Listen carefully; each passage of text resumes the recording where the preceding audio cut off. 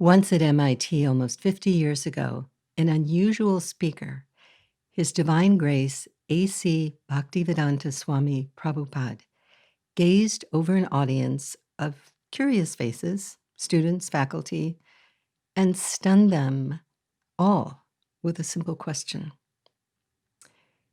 You have so many departments, but do you have one that studies the difference between a dead body and a live body?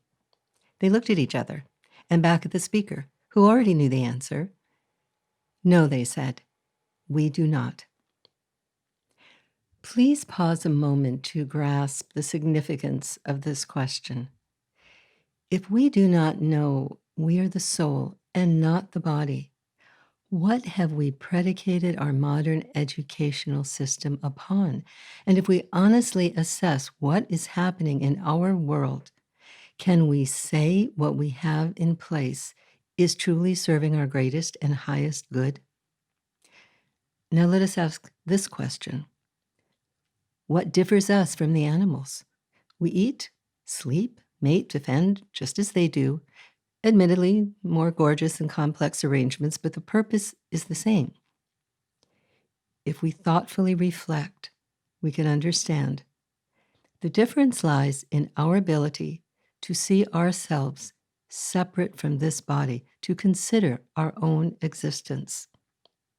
When an animal senses a storm coming, it will make whatever arrangements it can for survival, but it cannot think ahead and plan. That is the realm of the human mind. Observing the world situation, who would not agree that we are in dire need of a global reset? How will we create a different future when our choices thus far have landed us in our present predicament? Daily we witness exposés of so-called leaders in every field, government, corporate, medical, educational, entertainment, and so on, who have exceeded all boundaries of conscience and morality, sometimes acting in such depraved ways that we are shocked by the levels of selfishness and cruelty. Now let us ask ourselves, what is the new foundation needed to change the course of human history? If we never asked, what is the purpose of this human form of life? If we cannot answer the most basic question, whether we are the soul or the body, and what happens at the time of death, how can we call our present society a human civilization? Have we not allowed ourselves to degrade into a society of cats and dogs, polished animal life only? We celebrate power, sexual prowess, and possessions above the qualities of the human spirit. Animals do not have any ability to ask existential questions, to wonder at their plight, to consider a higher power. We do. And yet, so perverse is the time we find ourselves in, that those who openly declare their dependency on God are ridiculed, attacked, even driven out of their positions. Our country was founded upon the words, "In God we trust." We might as well put in our currency, "In God we deny." But this is not the majority.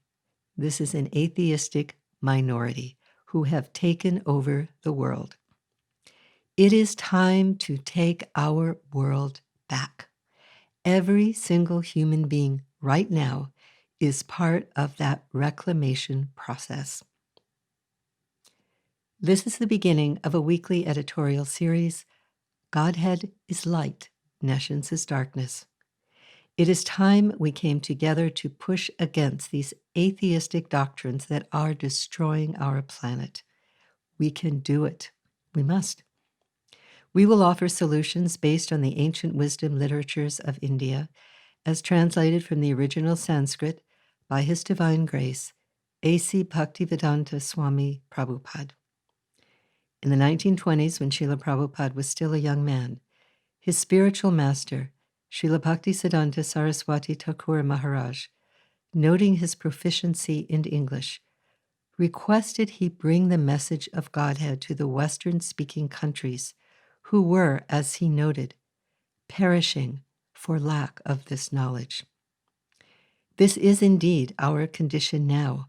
We are perishing. But we can revive our society once we begin to grasp the universal principles contained in these ancient texts, separate from any sectarian concerns.